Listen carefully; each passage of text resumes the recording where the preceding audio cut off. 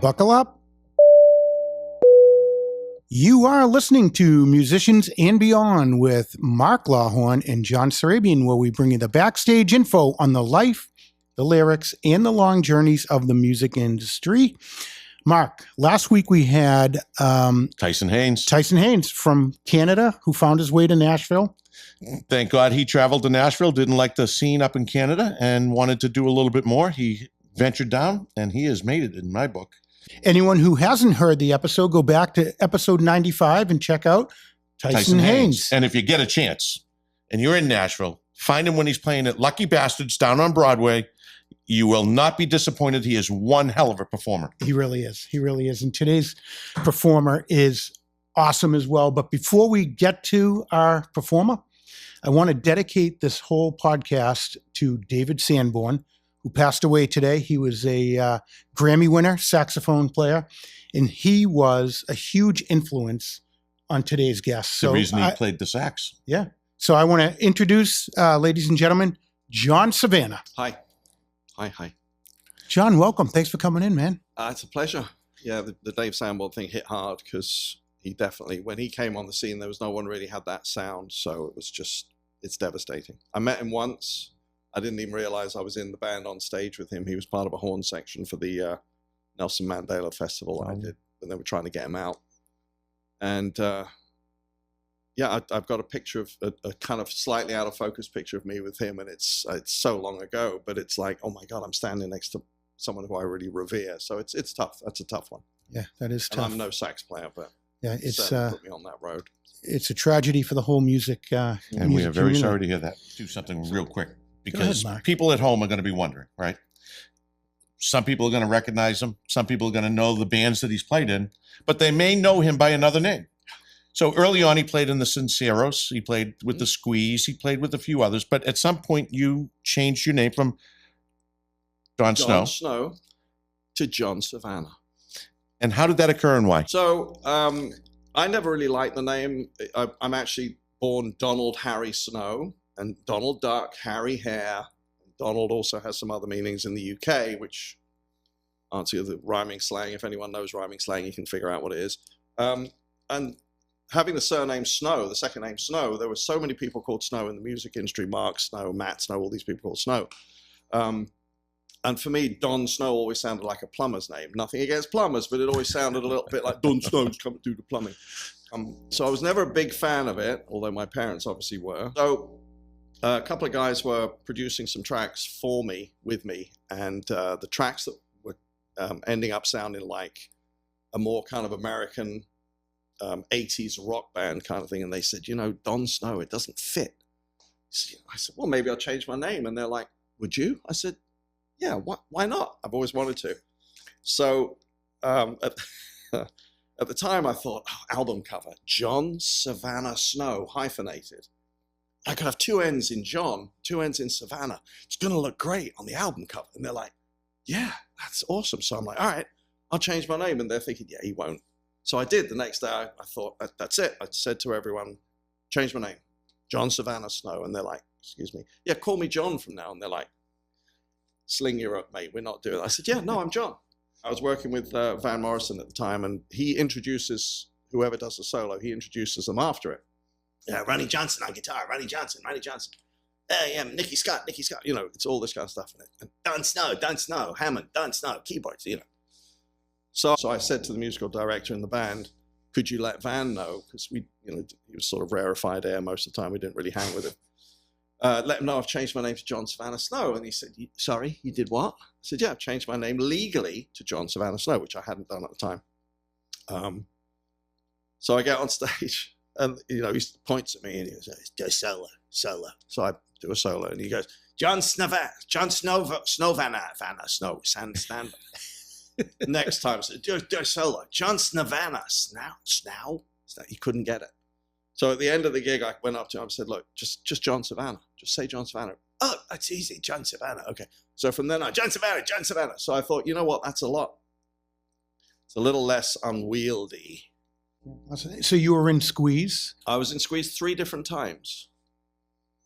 3 different stints. I went for the audition and didn't get it to start with. There was another guy got the job. And after a week, they realized he was a very busy jazz keyboard player.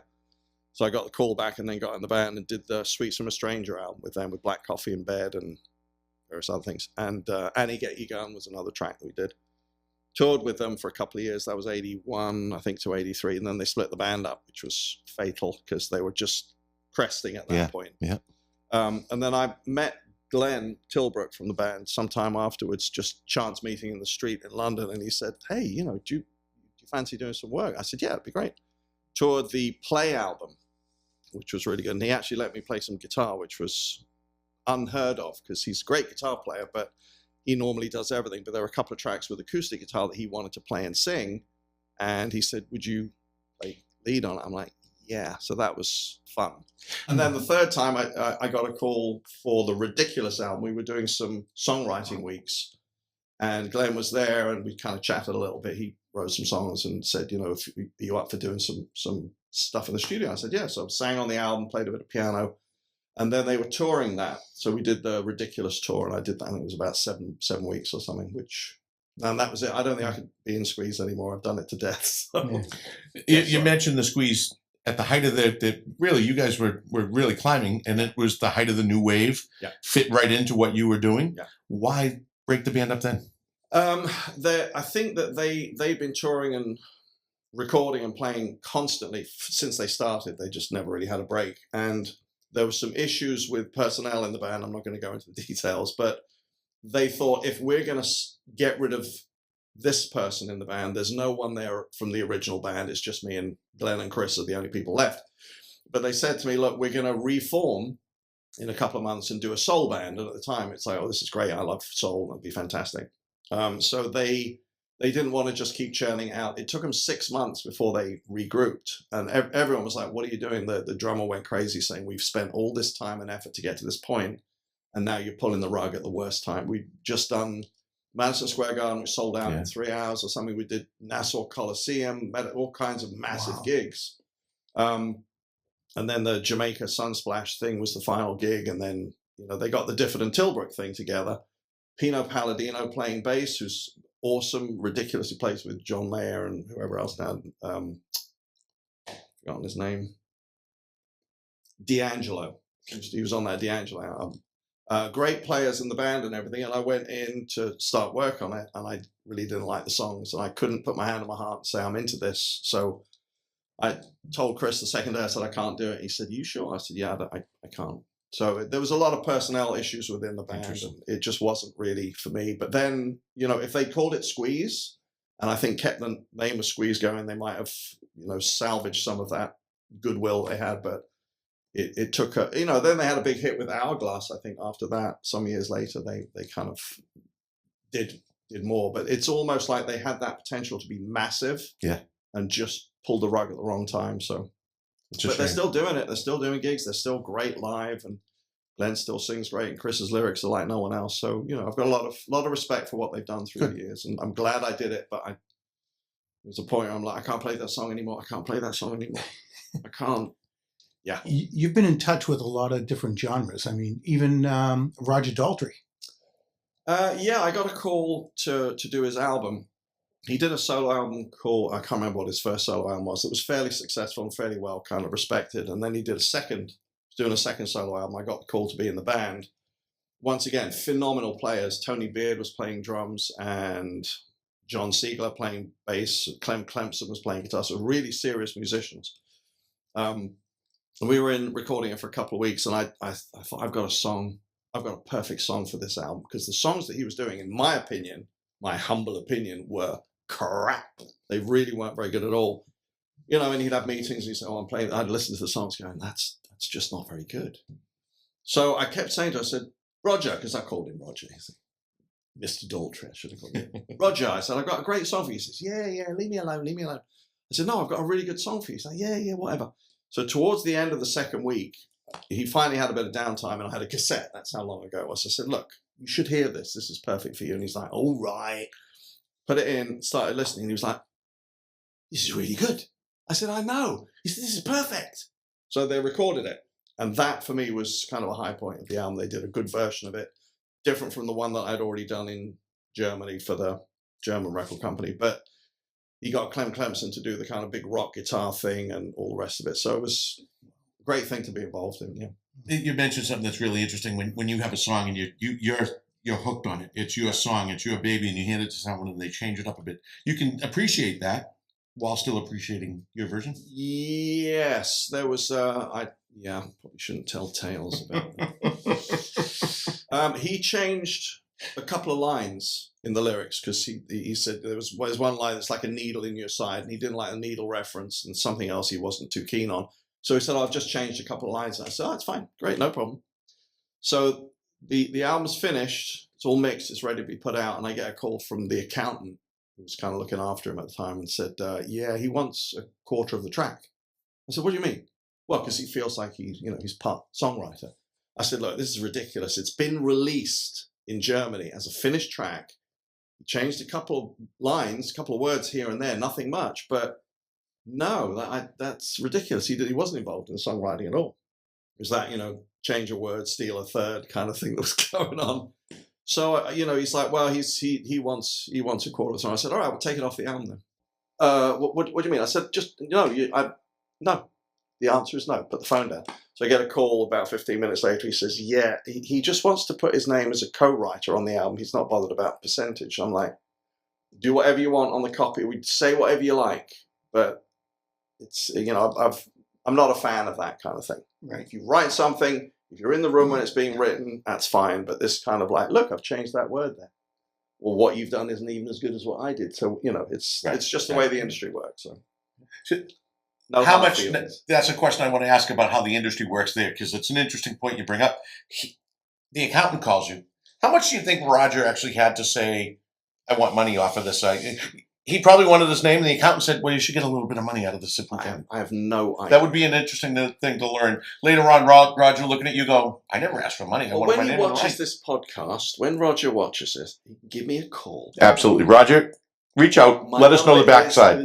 Yeah. No, he's, it's like, it isn't for the money. It can't be for the money. Right. He's got, rich as Croesus. He's got plenty. Right. So I think it's that thing of, I want to be a songwriter. You've written a song, that feeling of I'm a songwriter now. However, go ahead.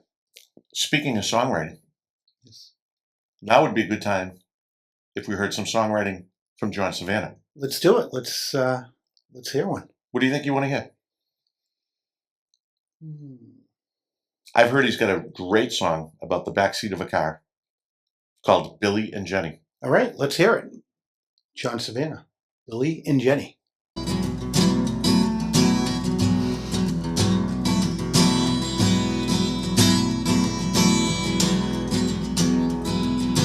Billy and Jenny were getting it on in the backseat of my car. Billy was cool and funny. Jenny didn't want him to go too far, but he went too far. 2 kids later, they're still together and very much in love. But me and you, we hardly grew any closer. Not like Billy and Jenny. No, no. They've got everything.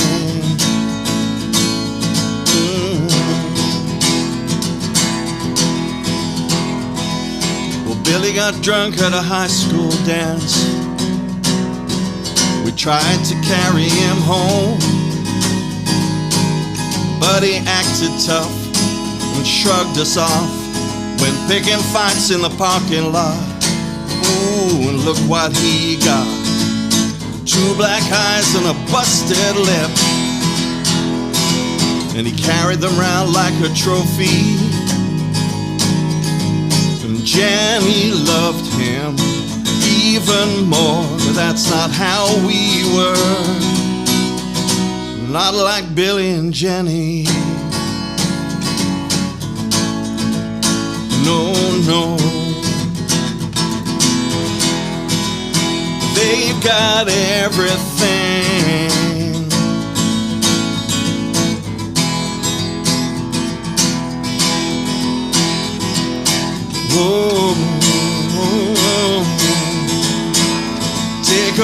look at the way we are.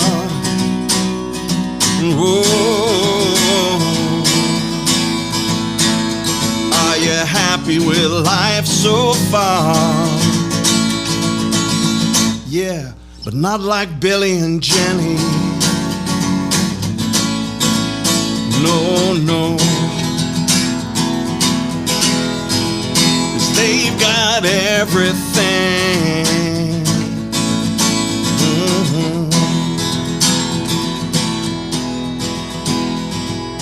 Jenny likes to talk about getting old. 2 swing chairs on the porch. But let's be honest here, you and I will never be Billy and Jenny.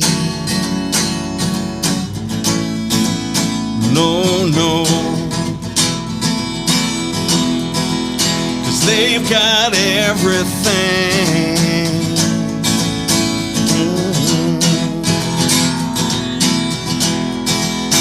They've got it all.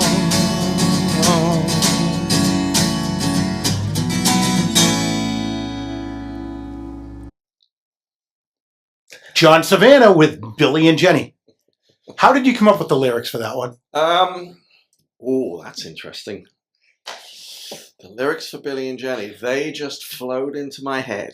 For me, I'd never actually written a story song before. They were all kind of stream of consciousness stuff and emotions and whatever else. And this, for some reason, I've just got this image of a couple of people in the back of the car.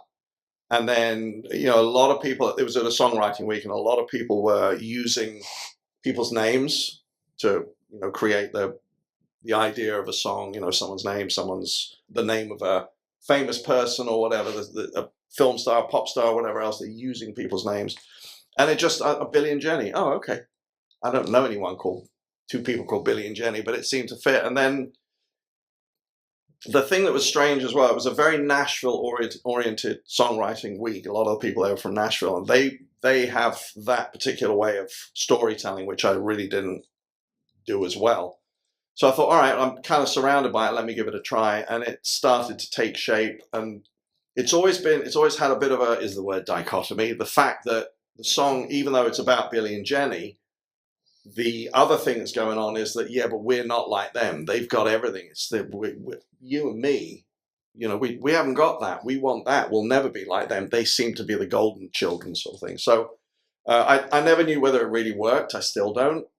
There's a lot of underconfidence with songwriting generally, and it takes very little to prick your bubble.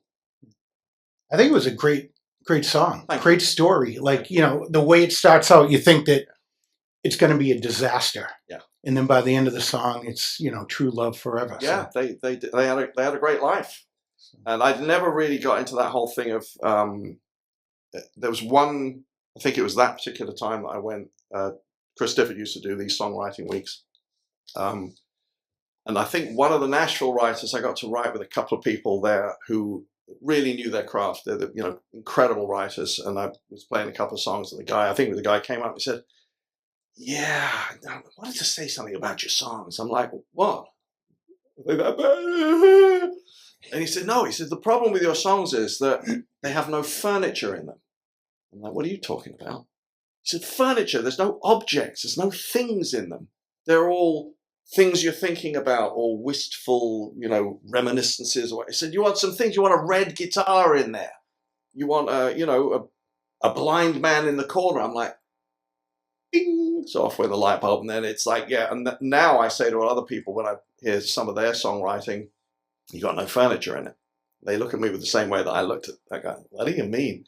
So I think that, it kind of brings the song to a real place rather than just, let me get inside yet. Sometimes it works not to do that. But generally, if you've got a real object or a place or whatever, and Chris Difford was the king of that kitchen sink drama, I've got a toothbrush or whatever else the song is. It's all real. It's all, you're immediately there. When he says 4 things about a situation, you're immediately there. Some of the places that Chris went were so Squeeze-like.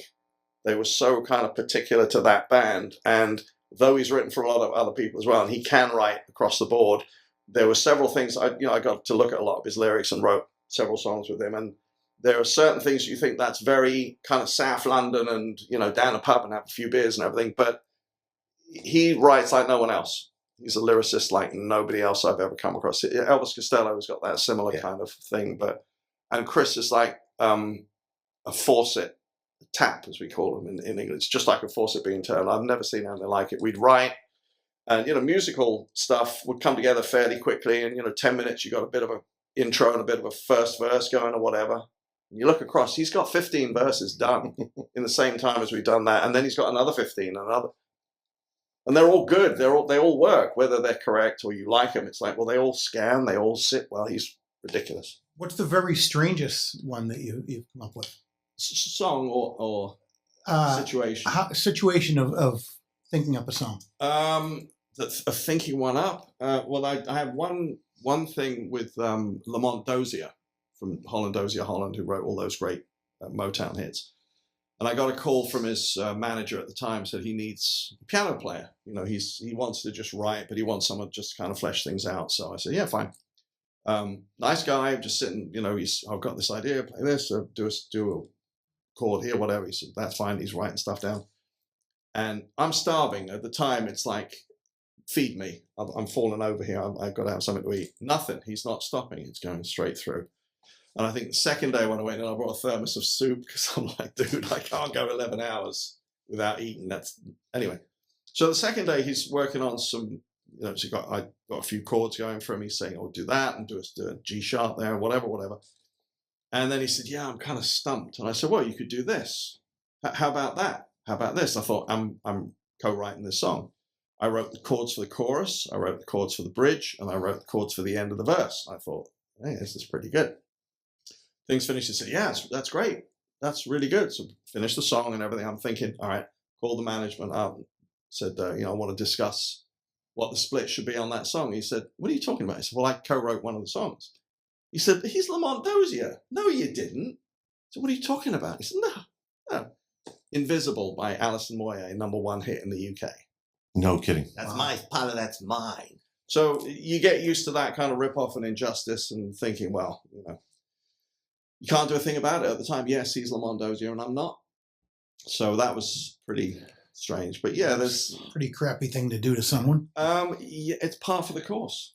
It happens all the time. There's so many of those kinds of stories where people are like, yeah, they're my songs. They're not yours. But I wrote that. No, you didn't. Well, how am I going to prove it? I've got an old cassette, with me chatting or whatever. Right. So you almost have to record the session to prove it. That's what started happening after a while. It's like, wow.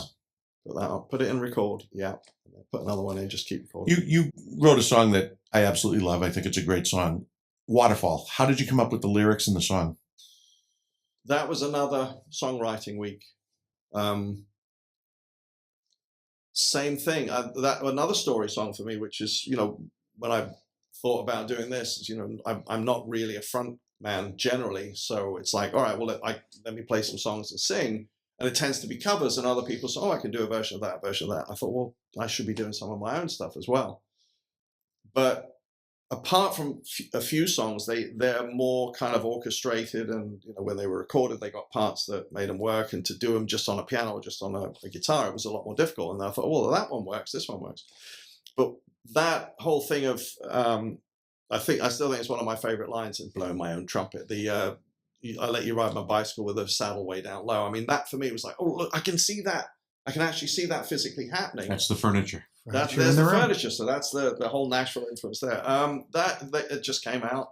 The problem I had with the song was when I recorded it, it's like 5.5 minutes long because I wanted to put a great Nashville guitar solo in there, and it was a little slow.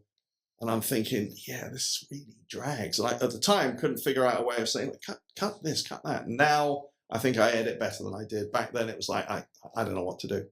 So interesting. Now, that's something that's changed. Yeah. I think now would be a good time to hear. Wonderful.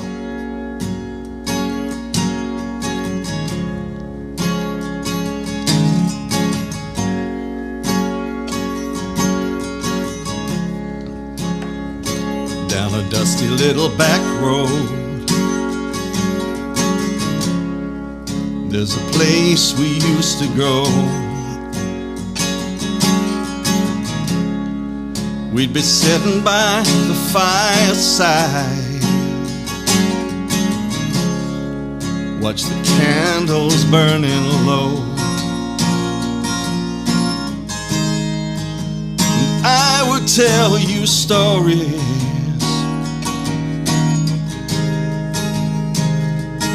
and they'd make no sense at all.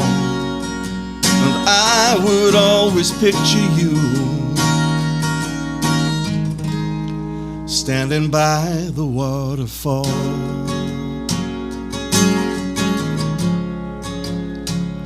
We sat upon a hillside where the tall sunflowers grow. I watched you ride my bicycle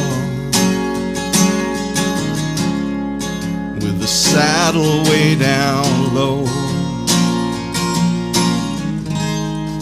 We took a walk beside a river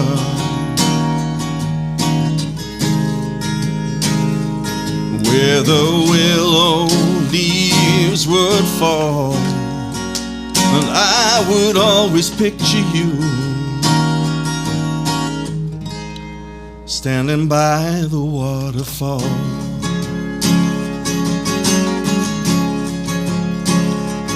When I said I thought you didn't care, I was so misunderstood.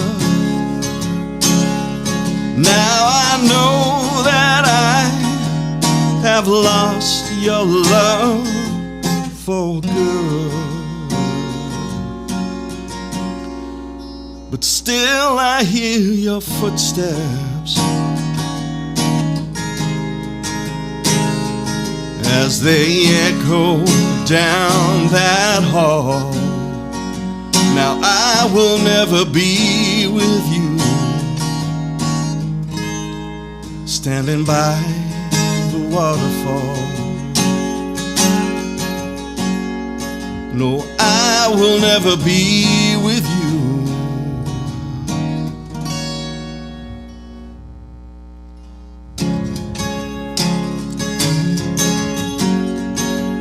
I can never be with you,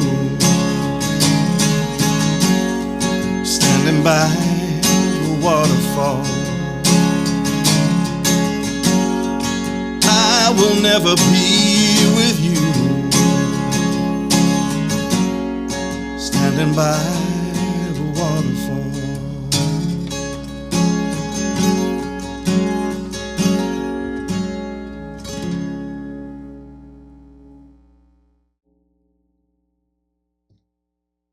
Jonn Savannah with Waterfall. Mark. That was fantastic, John. Nice song. No. You're Yes. producing. You're also you. Where we met you, you sit on some shows here and there and offer Yes. your critique, and Yeah. but you've done it at a higher level than Seabrook Idol. Well, he was on Yeah. American Idol, helping out the Yeah, that was a kind voice. of, there's a producer who was the trumpet player with Van Morrison at the time, and he, great producer as well, James McMillan, was asked to produce a couple of albums for the American Idol series. And he said, can you tune vocals? I said, what do you mean? He said, can you use auto-tune to tune the vocals? I said, I've never done it. So, well, you better learn because you're going to be doing a lot of it. So, and if anyone doesn't know what auto-tune is by now, God, surely everyone knows what it is. But it has a graphic component where you can go in and write where the pitch should be of the note, and then it brings the pitch of whatever anyone sung up to where it should be. And if you just, I don't know what it's like now, but back then, if you use the automatic algorithm, you could hear it. I mean, a lot of records now, look at me, I'm ancient. A lot of tracks, downloads, streamings, you can hear, a lot of the Nashville stuff, I can hear that the auto-tune, it's not even trying to sound natural. It sounds weird. You can hear these weird kind of quantized drops and everything. So I learned it and really got the hang of what it was. It took a long time, but he kept throwing tracks at me saying, tune this vocal, tune that. And finally he said, yeah, you got it. He said, that's pretty good. He said, I can't really hear that it's been tuned. So I think it was, can't remember which season it was, but we had Clay Aiken and Ruben Studdard and people like that. And Ruben Studdard actually got a Grammy for something that I tuned the vocals on. So I technically have a Grammy. Not really. They never sent me one. So, James would be in LA. What they started doing was after the end of the show, the American Idol show, they drag them all into the studio and they would record the song that they'd done on the show. It would then be produced and released on iTunes, I think the next day or something crazy. Yeah. So a lot of these people were fledgling singers, to say the least. Some of them never really been in front of a microphone in the studio before. So James would get in touch and say, I would be in the UK, he was in LA, and he said, I've got a real bear of a one for you. And he'd send something over. I'm like, none of this is in tune. This is terrible. The guy cannot sing. This is all over the place. Has no ear. No ear whatsoever. But I mean, no, it sang okay on the TV, but in the studio, nervous, and they only had a little bit of time. So he would email me the track, and I would then sweat buckets for 4 or 5 hours trying to make this sound in any way like, oh, this person can sing. And then I'd send it back, and he'd then mix it the next morning, or however the time difference was. And he called up a couple of times and he said, you are a genius. You've made this person sound like they can actually sing. And there were a couple, there's one that I said, I'm not touching it. Fantasia Barrino. Yes. Yeah. He sent the track over and I said, James, I'm not touching it. It sounds like Aretha Franklin. Yes, it's not perfect. But if I start cleaning that up, it's lost the soul. I said, I'm leaving. Yeah. He said, good choice. And then Jennifer Hudson was like 99.9% there. As I said, a couple of notes where I just tweaked the end where it just fell off tuning. I said, these people are stellar. And then others. I thought Fantasia was one of the best. She was one of the best ever. And it's weird having just the vocal by itself, seeing it on the screen, actually seeing where they're singing and have it all come up on a graph and then saying, I'm not touching it there. So that was, it was an interesting experience and high pressure. It's a very interesting thing that you're getting paid to do this auto-tuning and to sit there and micromanage the piece to a finer point. And you actually say, no, I'm not going to do it. I'm not going to change it. Right. Well, it was almost, I'll do it if you want, but do you really want that? It's a phenomenal, sensational performance. And then you think back to all of your favorite tracks from the past where there was no auto-tune, there was no fixing, there was no kind of let them stand alone. Yeah. It's like, wow, the Stax stuff and the Motown stuff where it's like they go in the room, they all play, and the old blues tracks where there's a mistake, that's wrong, he's playing the wrong bass note, this is not right, it sounds fantastic. Right. So, and oh my God, the vocals completely overloaded. It's distorted because when they did the run through, the level was here. And then when the guy goes in, knows he's recording, sees the red light, he's singing twice as loud, all the meters, but it sounds great. So performance is everything. And that's gone now. It really has gone. Yeah. So, which is sad. Well, the new song released by Randy Travis, and it's all AI driven. What do you think of that?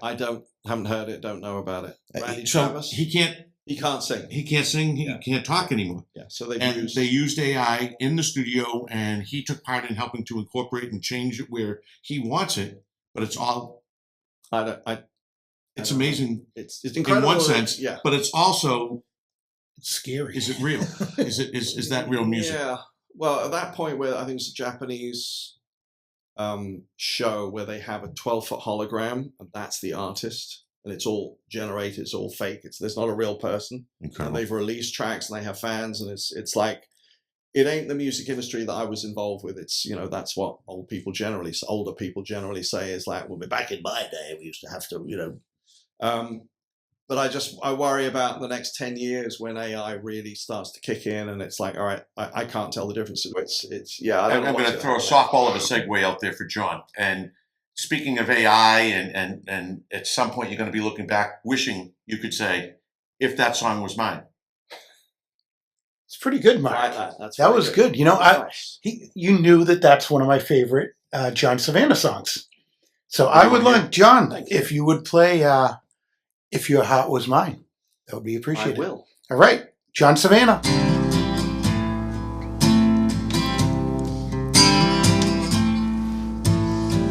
I've known you since forever, loved you from afar. When we were young, I'd watch you slamming drinks down at the bar. The guys would always hit on you whisper in your ear, you're so drunk and pretty, now let's get out of here.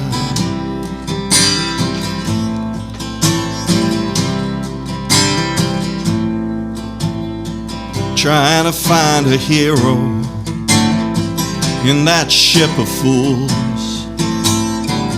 Little Miss Misunderstood, breaking all the rules. They'd fill you full of sweet talk and promise you the world, and you would always fall for it. You're just that kind of girl.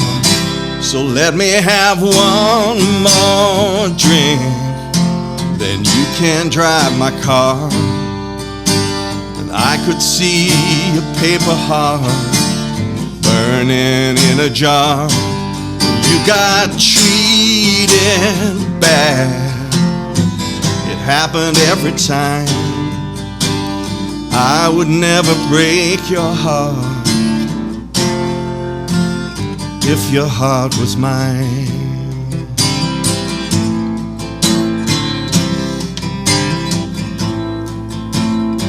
Now you're 10 years older, you drank the barrel dry.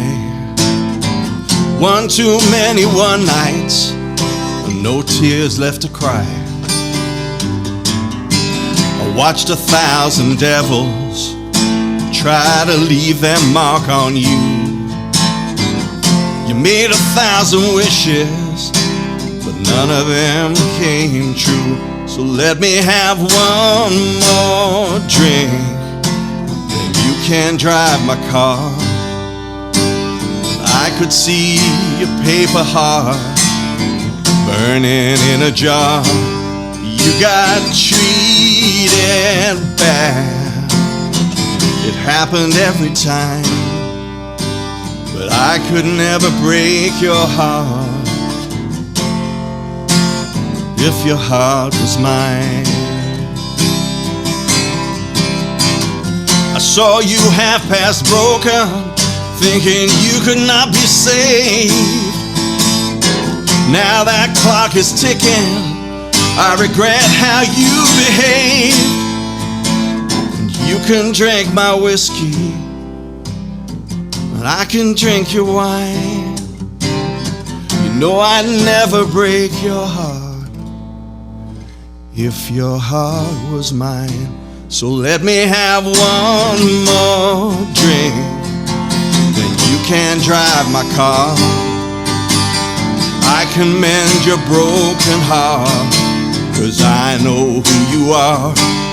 You got treated bad, it happened every time, but I will never break your heart now that your heart is mine.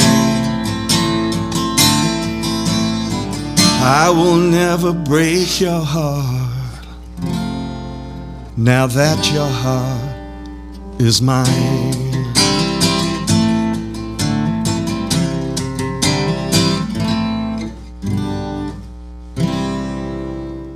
Good segue, Mark. That's not a segue. The segue king. All righty, Mark. For the audience at home, if you get a chance, go back and look at some of the Seabrook Idol shows we covered and listen to it on Spotify. Jonn Savannah, you'll hear him there giving his critique and giving advice. And some of those guys are going on right now, and they're about to turn the corner into stardom. Yeah, I've never understood why, if you're in that situation, you kind of pull back. You have to be honest. And, it's only one person's opinion. And then you suddenly say, well, I've been doing this for so long. Now I think my opinion is valid. It's got some weight to it. But you can still be wrong. But it's, my personal feeling is it's never kind of malicious. It's unless for me, when someone's not giving it everything they've got, that's a different thing. It's like, you need to bring it. Right. They have to bring it. But it's like, okay, these things are annoying for the audience. That doesn't work. Think about this and get closer to the mic. Whatever it is, those physical things that you have to be honest about it. But there's no way of telling someone you're not very good if they're not very good without being brutal. Right? And we saw one of our past guests, Jimmy McWilliams, Oh, yeah. who took your advice, and we watched him go on to win this year's Seabrook Idol. And he is one of those guys that we think are about to take off. I hope he does, and I'm hoping to write some stuff with him. He's up for writing some songs. So, That would be pretty cool. Yeah, he's got a lot of potential. He's got that, the voice of the moment, that gravelly Chris Stapleton. Yes, he does. Teddy Swims is that those kind of voices for me will always be spectacular. They can sing anything. It's like, that sounds good, and then I'll sing it. It's like, well, that sounds okay, but it doesn't sound like that. Speaking of Teddy Swims, I'm going out and I'm going to order that outfit that he wore, that pink suit. I please fucking love that suit. Please don't. He got all the way through. He dropped the F-bomb. Dropped the F-bomb, right? That's a beautiful suit. That's a beautiful man wearing a beautiful suit. Do you know who would wear that suit? Is our friend that introduced us to John, Francois Samard. 100% he would. And he can pull it off. That's the thing. Are you saying I couldn't? Not like Francois. We want to see it. Well, then I am going. Oh, I love Halloween. I am going to be Francois Samad. What a great Halloween! What a great Halloween costume. Who did you come at? And this whole thing wouldn't be so good if our WinCam Studios people weren't here. So we want to thank Maeve, Kayla, Dane, and Dave for, making us all sound good, look good. Yeah. Some more than others. But yeah. I mean, look at how good he is. I didn't know this was going to be filmed. Well, you look good. Thank you. You look good. And coming to YouTube soon. Oh, yeah. Oh, my goodness. Well, I think we're at the end of the show. We've recorded a few songs. We've had some fun. We've had a great conversation. And most importantly, we have definitely made a good friend. Absolutely. Thank you for coming in here, being our friend.